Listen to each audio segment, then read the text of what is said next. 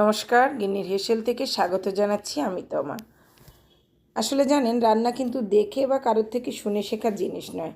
রান্না হচ্ছে রাঁধতে রাঁধতে ভালো হয়। হ্যাঁ, রান্না করতে করতে একটা সময় আমাদের রান্না সবারই মোটামুটি ভালো হয়। কারো থেকে জেনে বা শুনে কিন্তু কি হয়, ওই সবগুলো জিনিস একসঙ্গে করে সবগুলো মশলা দিয়ে মোটামুটি একটা ব্যবস্থায় নিয়ে যাওয়া হয়, কিন্তু তার জন্য কিন্তু স্বাদটা ঠিক তার হাতের বা যে পরামর্শ দিয়েছে বা যে ভালো রান্না করে তার মতোই হবে এমন কিন্তু না।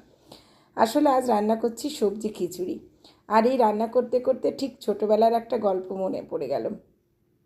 তখন আমাদের ছোটোবেলায়, তা প্রায় 30 বছর আগের কথা বলছি, আমাদের ছোটোবেলায় দেখেছি মানে বৃষ্টি যখন হতো তখন প্রায় 6-7 দিন মতো বৃষ্টি থাকতো।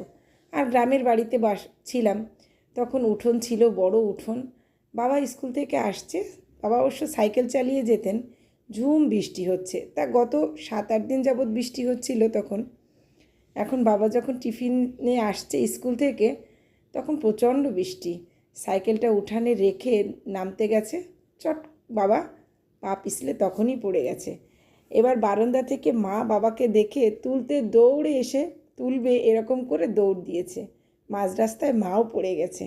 আমি তো হেসে লুটোপুটি। এবার ওই পাশের উঠোন থেকে, উঠোনের আর এক পাশে ছিল আমার বড় জ্যাঠাদের বাড়ি। বড় জ্যাঠাও ভাই এবং ভাইয়ের বউকে এরকম পড়ে যেতে দেখে তিনিও সাহায্য করতে দৌড় মেরেছেন। কিন্তু কি বলবো, মাঝ রাস্তায় তিনিও এসে গড়াগড়ি দিলেন। যাক, তিনজনের এই পড়ে যাওয়া দেখে হেসে আমরা সবাই মোটামুটি তাদের তুলব কি হেসেই লুটোপুটি খাচ্ছিলাম। আসলে এই স্মৃতিগুলো মনে পড়লে একরাশ আনন্দ হয় মনে, আবার খুব কষ্ট লাগে ভেবে যে যখন মা হারিয়ে গেছে আসলে এই দিনগুলো তো আর কখনো ফিরে আসবে না। তার থেকে কিছুই খুব বেশি শিখতে পারিনি, কারণ ছোটোবেলায় যখন মায়ের কাছে ছিলাম, পড়াশোনা করতাম, বাইরে গেছি, তখন তো আর কি বলবো, দূরে দূরে থাকা, মা কাজ করতে দিতেন না।